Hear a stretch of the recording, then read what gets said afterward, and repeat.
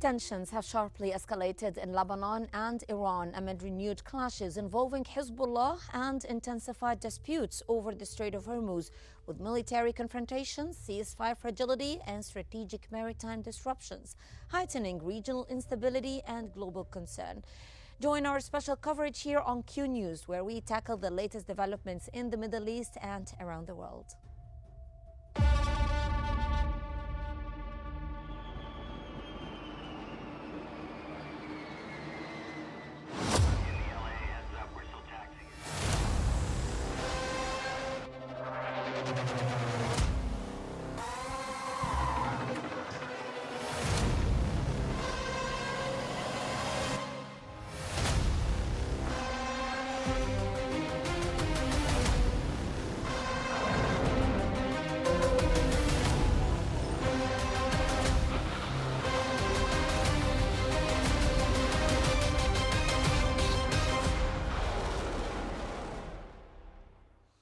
U.S. President Donald Trump has stated that Iran cannot blackmail Washington by attempting to close the Strait of Hormuz after Tehran warned mariners that the strategic waterway was again shut and reports emerged of vessels coming under fire.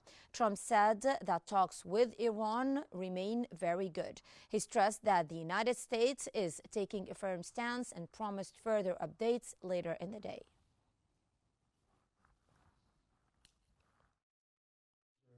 It is regime change. You call that enforced regime change, but we're talking to them. They wanted to close up the strait again, as they've been doing for years, and they can't blackmail us. Iranian President Masoud Pezeshkian has reaffirmed Tehran's commitment to peace, stressing that the country prioritizes regional security and stability. Pezeshkian stated that Iran does not seek to expand the scope of war and has no intention of attacking any country, while emphasizing what he described as Iran's legitimate right to self-defense. He also said that U.S. President Donald Trump has no right to deprive Iran of its nuclear right, underscoring Tehran's firm stance on maintaining its nuclear program within its perceived legal framework. He reiterated that Iran remains focused on de-escalation and safeguarding regional balance despite ongoing tensions.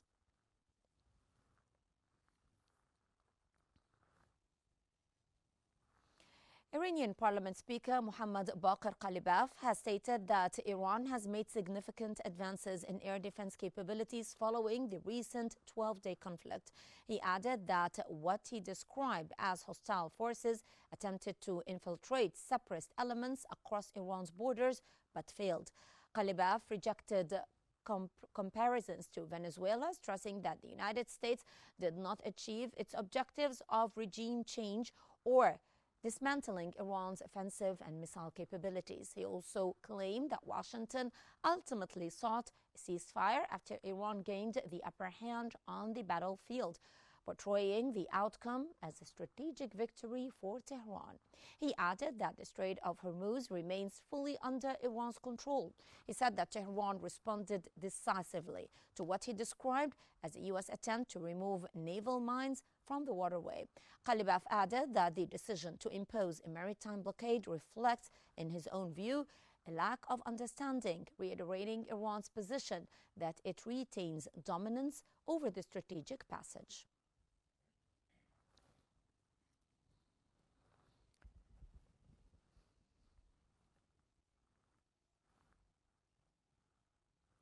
Iran's foreign ministry has said that international law does not prevent Tehran from taking the necessary measures to stop the Strait of Hormuz from being used to launch military attacks against it. The ministry added that new directives regarding the strait will be issued as part of ongoing negotiations.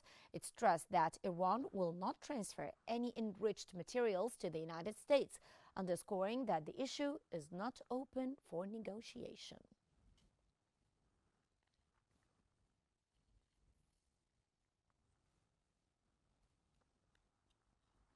Iran has said that it will not send any enriched material to the United States, rejecting a proposal linked to ongoing nuclear tensions. Iran's Deputy Foreign Minister Saeed Khatibzadeh said that Tehran will not ship any enriched material to the United States, calling the idea unacceptable. Speaking to the Associated Press, he said that no such step is under consideration, reinforcing Iran's position on its nuclear program.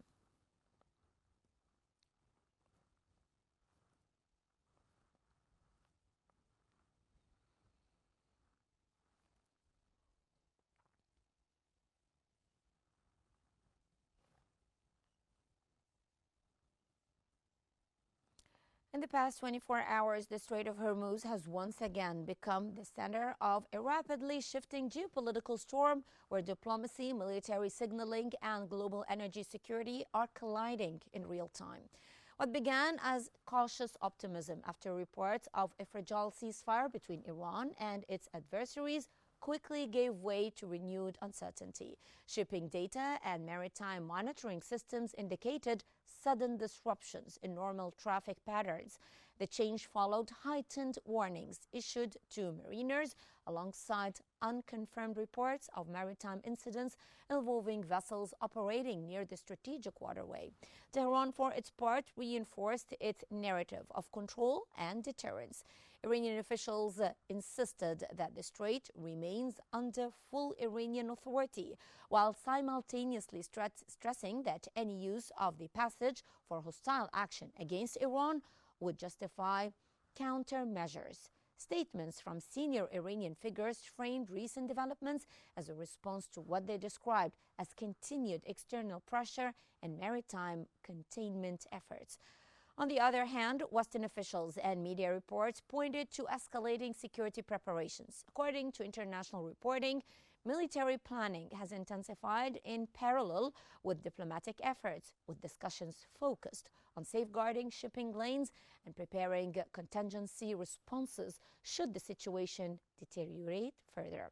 Energy markets reacted immediately. Oil prices showed upward pressure as traders weighed the risks of prolonged instability in one of the world's most critical energy choke points. The Strait of Hormuz, through which nearly a fifth of global oil supply flows, once again remained the world of its strategic fragility. Meanwhile, diplomatic channels remain active but strained. Talks involving regional and international actors continue behind closed doors, but the gap between public statements and operational realities on the water remains wide. The Strait of Hormuz stands suspended between fragile restraint and potential escalation, its waters carrying not only ships, but the weight of global economic anxiety and political confrontation.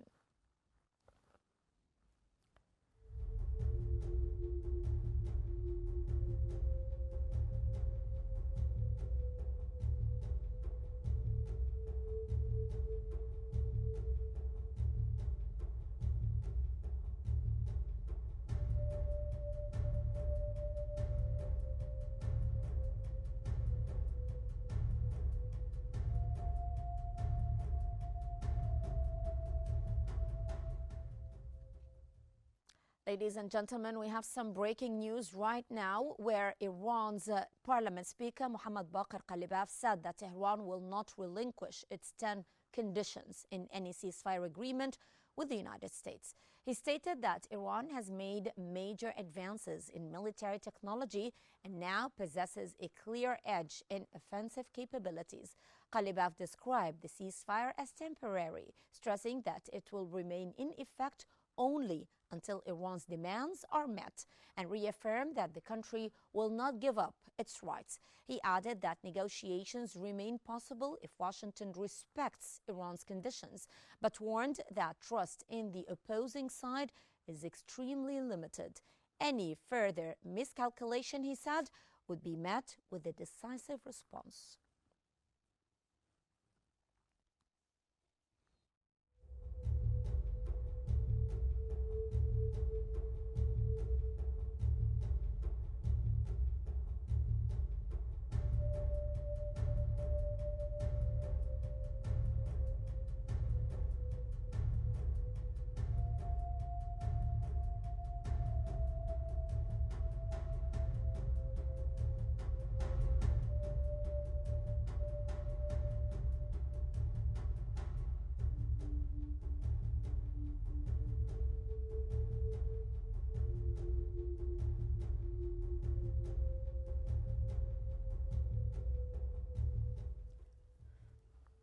Over the past 24 hours, U.S. President Donald Trump delivered a series of statements that underscored a firm and confrontational stance on Iran, while also signaling that diplomatic channels remain open under pressure.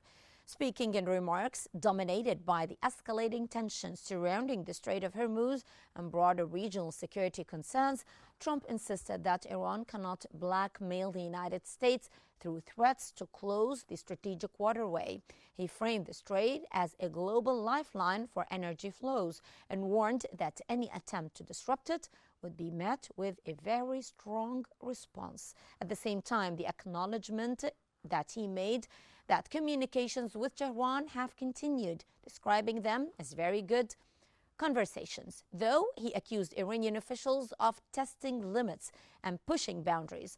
Trump also indicated that Washington is maintaining what he called a tough and decisive stance, suggesting that military readiness remains fully in place if diplomacy fails. He said that updates on the situation would be provided within hours, reflecting what officials described as a fast-moving and fluid security environment. In parallel, Trump addressed broader regional dynamics, emphasizing that the United States is closely coordinating with allies and monitoring maritime activity across critical shipping routes. His remarks came amid heightened reports of naval tension, disruptions in shipping lanes, and rising insurance costs for commercial vessels operating near the Strait of Hormuz. Despite the assertive tone, Trump reiterated that a diplomatic solution is still possible, but only if what he described as serious and responsible behavior emerges from the Iranian side. He stressed that any escalation would be met with overwhelming pressure, both economically and strategically. Overall, his 24-hour messaging combined deterrence with conditional diplomacy, a warning that the United States is prepared for escalation alongside an assertion that dialogue remains possible if the situation de-escalates. The result is a calibrated but forceful posture that reflects the volatility of the current moment and the high stakes surrounding one of the world's most critical maritime choke points.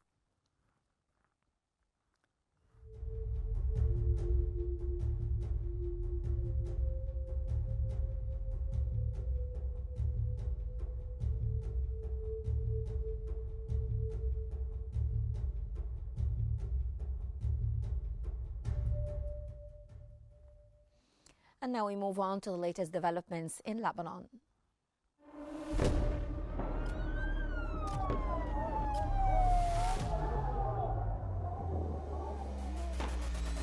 كل المستهدفين هن مدنيين. وضع شيء مرعب، شيء بخوف.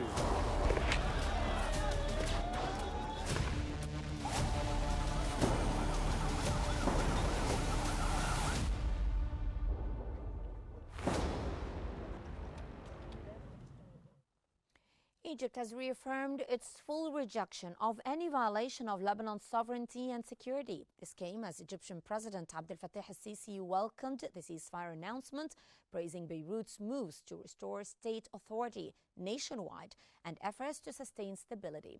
During a phone call with his Lebanese counterpart, Joseph Aoun, President al-Sisi reviewed Egypt's efforts to support Lebanon and shield it from ongoing regional tensions. President Aoun expressed appreciation for Egypt's consistent support and solidarity. He also briefed President al-Sisi on U.S.-mediated direct negotiations, stressing Lebanon's commitment to a fair, lasting settlement that safeguards sovereignty, unity, and territorial integrity. Both leaders agreed to intensify coordination and communication in the coming period.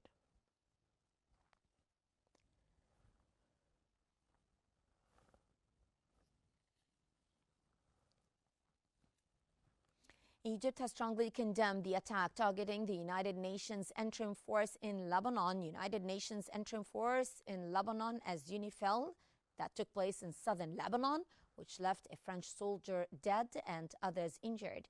In a statement, the Egyptian Foreign Ministry reaffirmed its total rejection of any action against UN peacekeeping forces, stressing the need to enable UNIFIL to carry out its mandate in maintaining security and stability in Lebanon. Egypt also extended its sincere condolences to the French government over the fallen soldier and wished a swift recovery for those wounded.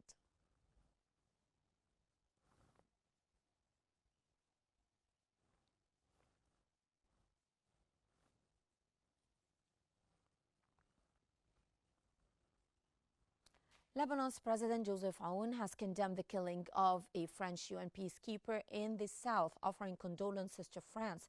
Aoun has offered condolences to French President Emmanuel Macron after a French soldier serving with UNIFIL was killed in southern Lebanon. The Lebanese presidency said that gunmen attacked a UN patrol in a town in South Lebanon, killing one soldier and wounding 3 others, 2 of them seriously. UNIFIL said that the attackers were suspected to be linked to Hezbollah.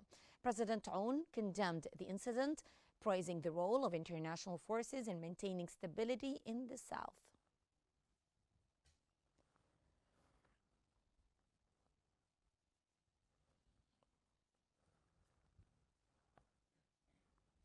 Saudi Arabia has condemned an attack on a French UN peacekeeping unit in southern Lebanon that killed a soldier. Saudi Arabia's foreign ministry has strongly condemned an attack targeting a French contingent serving with the United Nations Interim Force in Lebanon, UNIFIL, in southern Lebanon.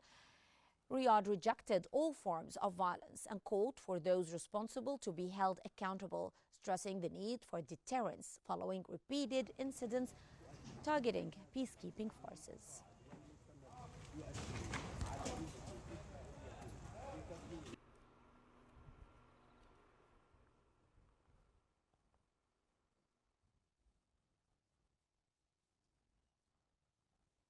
French President Emmanuel Macron has urged Lebanon to investigate the killing of a French UN peacekeeper in the south. Macron has called on Lebanese authorities to fully investigate what he described as an unacceptable attack that killed a French soldier serving with UNIFIL. Media reports said that Macron made the request in calls with Lebanese President Joseph Aoun and Prime Minister Nawaf Salam, urging that those responsible be identified and prosecuted without delay. France's defense minister said that the soldier was killed in what she described as a close-range ambush by an armed group. Nous demandons tous la pleine réouverture immédiate, inconditionnelle, par toutes les parties du détroit d'Ormuz. For further analysis, we're joined from Beirut by political analyst Mr. Khalid Zainuddin. Welcome, Mr. Zainuddin, to Qnews.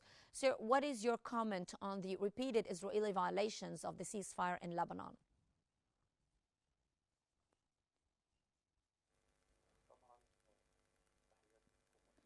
Of course, greetings to you and to the channel. When it comes to Israel and the ceasefire in Lebanon, we have said previously that Israel has no interest in this ceasefire against Hezbollah, and it will never be the same when wars was between Hezbollah and Israel. Now Hezbollah was the pretext was that Hezbollah is rebuilding their capacities, and that turned Lebanon to an arena of the fight between Israel and Lebanon. Each 10 years we see more wars and new wars and messages on Lebanese land, which led to weakening the Lebanese influence and state, the deterioration of system and the complete lack of institutional performance. And that's why Iran took over the all state institutions in Lebanon. Now it is an ignited arena of fight between these conflicting two parties over land and the belongings of this land. The Lebanese state is trying tirelessly through the government, and which has Hezbollah represented, by the way, and even the Shia to neutralize the and have an unbiased Lebanese institutions to put aside the conflict between Hezbollah and Israel, supported by Iran. And today we are facing a crisis. This de escalation, this truce is very fragile, and the president's statement has very good goals, but can he actually implement these goals on the ground and to have a powerful Lebanese institutions, economy wise, militarily, financially, and foreign affairs wise as well?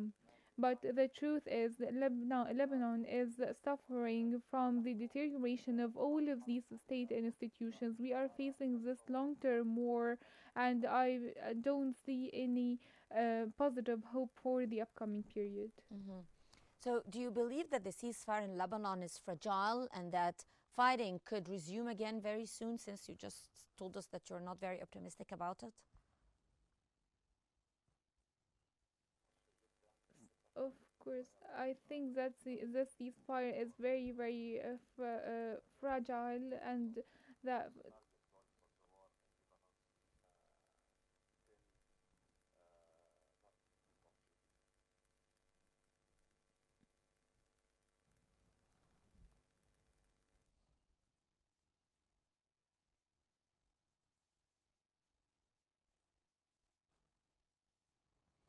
Sarah was asking you if you could hear me. Do you believe that the ceasefire in Lebanon is fragile and that fighting could resume again?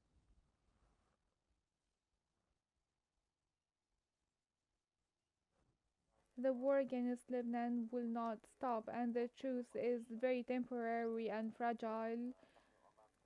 We are facing a renewal of the fight on the Lebanese land, and Israel has no interest to really stop the war until all of their goals are implemented, neutralizing Hezbollah and putting away the Revolutionary Guard of Iran away from the northern Lebanon area, and completely destroying the military capabilities of Hezbollah supported by Iran, because Hezbollah is a Lebanese arm in the region used only to carry out goals for Israel and the United States to better the terms of future negotiation between Iran and the United States and Israel. So the fight will continue, but exclusively between Hezbollah and Israel. Lebanon will be neutralized by US sponsorship and guarantees. And how do you view the targeting of UNIFIL personnel, in your own opinion? Why is there an attempt to end the presence of these forces along the blue line?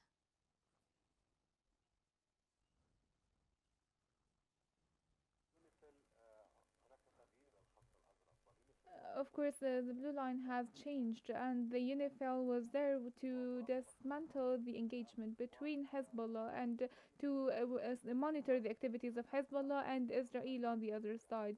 The UNIFIL mandates were edited and amended last year, and they were working to inspect inspect facilities and to expand the mandate of its activities with Hezbollah, and these are messages being exchanged between Hezbollah and Israel, as well as the UNIFIL, that Iran and Hezbollah think that UNIFIL is part of the US-Israeli international system. So could Israel withdraw from the new yellow line that it has established in several areas in southern Lebanon?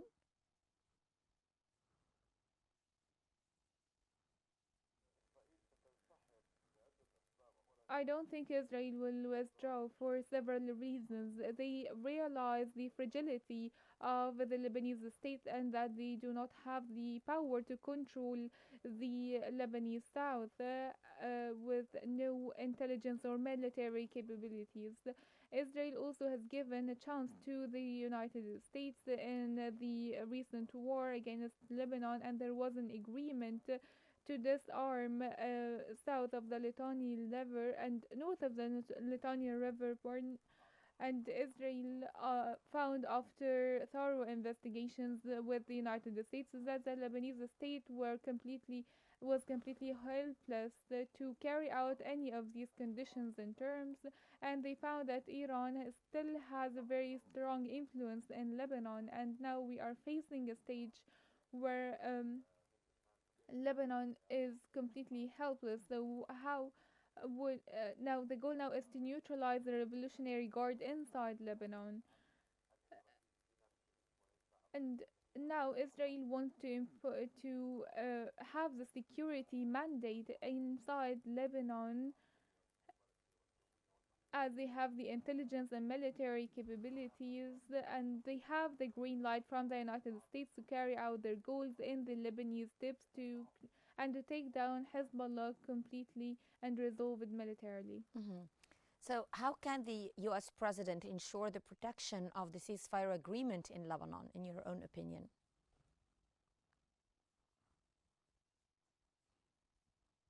The US president has a lot of influence on Israel, and there is interconnectedness of interests between the United States and Israel, as Israel is an extension of the US national security in the Middle East. It is the US arm in the Middle East, to be precise, and we have seen this influence in the 10-day ceasefire after US pressures on Netanyahu and on Israel. But the question is, what is going to happen after the 10 days?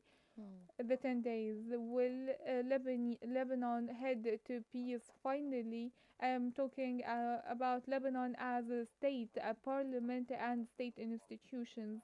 Will Lebanon be separated? Lebanon Hezbollah and Lebanon the government. The US president as well will pressure the the Lebanese president, but he has no capabilities. I think the war will continue for the reasons I have mentioned: the lack of vision in the Lebanese government and the lack of capabilities and capacities in Lebanon, and the traditional policy for those who are in charge of the Lebanese politics. They still have the same mindset, the same approach of fixing things. The US is aware of this crisis. They are pressuring Israel, of course, but they will pressure Lebanon as well. The question here is, what is the Lebanese role, and how will it get out of this crisis, and how will it handle Hezbollah? Are we going to see a new civil war, or will the president be able to prevent this civil war from igniting? Yes, I get your point, sir, but since we're talking about expectations, you just told us that, for example, you expect the war to go on, and the question here would be the role of the Lebanese government, whether it allows the presence of Hezbollah or not. So this makes me ask you again about your expectations regarding the decisions of the Israeli cabinet meeting, which is due tonight.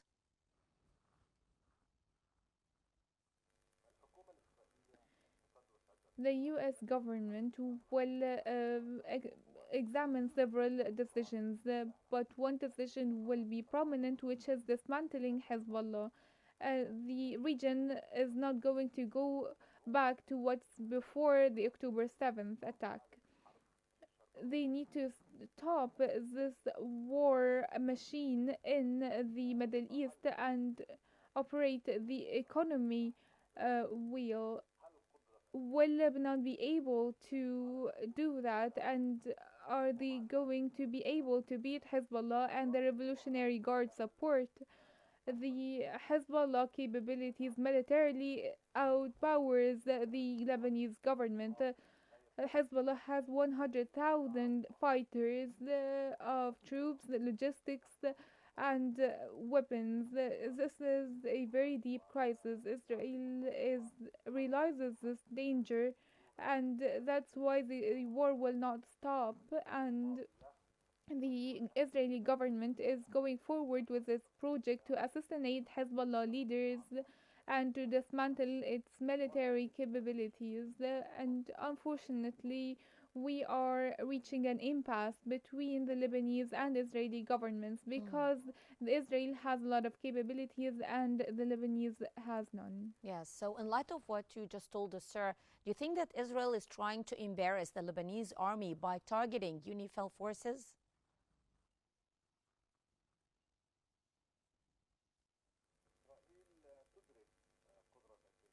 Israel realizes the capabilities of the Lebanese army, and now there is a lot of responsibility on it.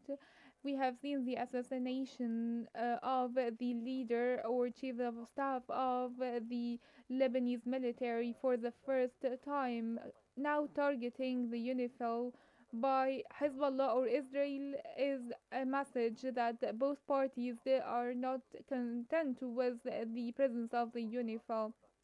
Israel wants to expand its activities, change the geographic borders, and Hezbollah wants to remain in the region in order to fight Israel with Iranian support. Mr. Zainuddin, how do you see the future role of the Lebanese army after the ceasefire agreement?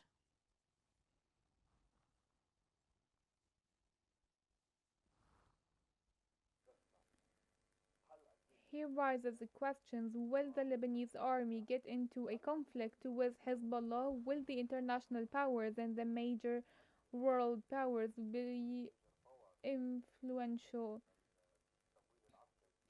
to provide military funding in the Lebanese army and to support the Lebanese army with capabilities and weapons and logistics to disarm Hezbollah? Will we see conflict between Hezbollah personnel and the Lebanese army personnel? And will Iran allow the destruction and deterioration of Hezbollah and losing this pressuring card? And will the United States provide an Air Force cover for Lebanon in case Hezbollah is disarmed? Of course, there are so many options and choices. The best of it is really better for the Lebanese people. Lebanon is under a lot of pressure. European pressure, US pressure, Israeli pressure, and we also see Gulf and Arab pressures placed on Lebanon, as well as internal pressures represented in the Shiite. The Lebanese army here is under a lot of pressure. It will lose support if it remained unbiased, and it would also get into conflict if it chose to fight Hezbollah. This all depends on the Iranian US dealings in the region, because the United States will be more than capable of disarming Hezbollah very easily if an agreement is reached. Following the killing of the French soldier, can France intervene to ensure the continuation of the ceasefire?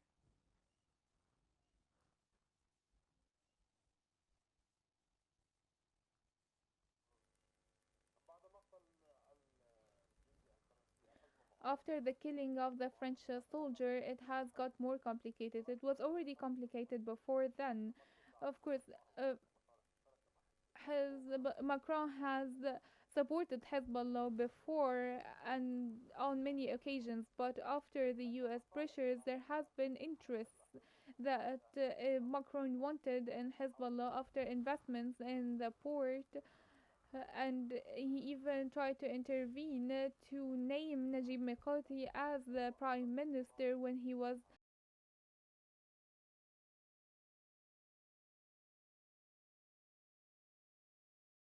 one to support and endorse Mikati as prime minister,